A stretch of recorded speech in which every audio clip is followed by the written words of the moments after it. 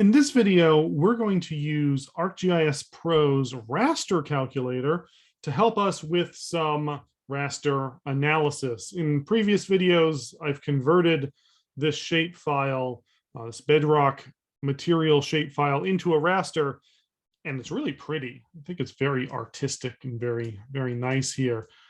But there's only two of these parent materials that I am interested in. And there's like 60 different things in here. Now, I could use the reclassify tool, which we've also discussed in the previous video, to reclassify this all together.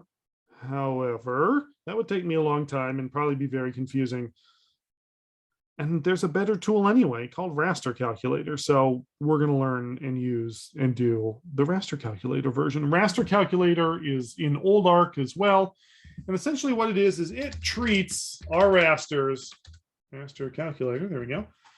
It treats our rasters like numbers because they are. Remember, inside of our lovely grid here, inside of our lovely raster, each of these cells, each of these pixels are being represented by some value, by some numerical value. And yes, we could have text-based rasters as well, but the numerical rasters are what we're into for our map algebra here. That's right. We're doing math inside of maps. It's okay. Don't run away. We're going to make it. What I want to do with this raster calculator expression, or what I want to do with this raster calculator work, is essentially use some underlying database functions, some Boolean logic, to reclassify my file into a new file that has my suitable, my good, my yes bedrock materials as ones and my unsuitables as 0. So I'm still working on some ecological modeling here. And I know that there are 2 bedrock materials that are good for my model, just like I knew that I had certain elevation ranges that were good for my model. So I'm going to use Raster Calculator to pull those out. Now, you heard me say database, and I said Boolean. So our Boolean operators allow us to essentially kind of output true statements. So we can say to ourselves, okay, output me as true, as a 1, everything that matches the following conditions. In addition to the math stuff that we can do. If you scroll down far enough in here, you can do like calculus and trigonometry stuff. We're going to stick with some more basic things for now. So I'm going to use Raster Calculator here as kind of a truth box. I want values to output as true that meet 2 characteristics, mu and moog, mu and mug. And I've worked with this data before, so I know that mu and moog are represented by values 6 and 13. Mu and moog, 6 and 13. So I'm going to ask my good friend Raster Calculator here to output bedrock values that are equivalent to, or that are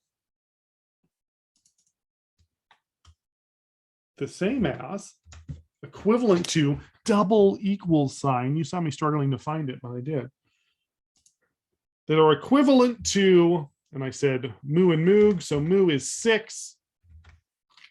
I'm going to put that statement in parentheses so that I can keep it separate. So output things, these things I know is true, that I want bedrock values equivalent to 6, or, I'm not going to write or, I'm going to use the bar symbol here. That's shift / on your keyboard. Or values in my bedrock raster that are equivalent to 13. So that's my mu and my moog. Let's look at that again real quick. So this is going to output for me as true values that are equivalent to 6, or values that are equivalent to 13 as true.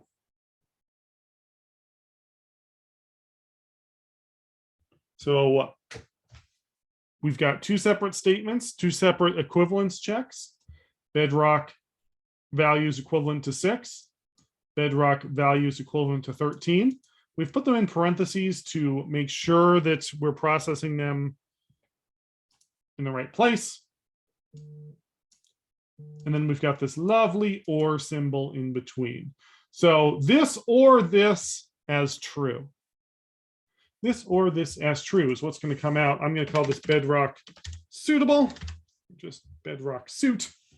Remember, I'm putting this in the default geodatabase because I want to put it in the default geodatabase. You might want to put it somewhere else.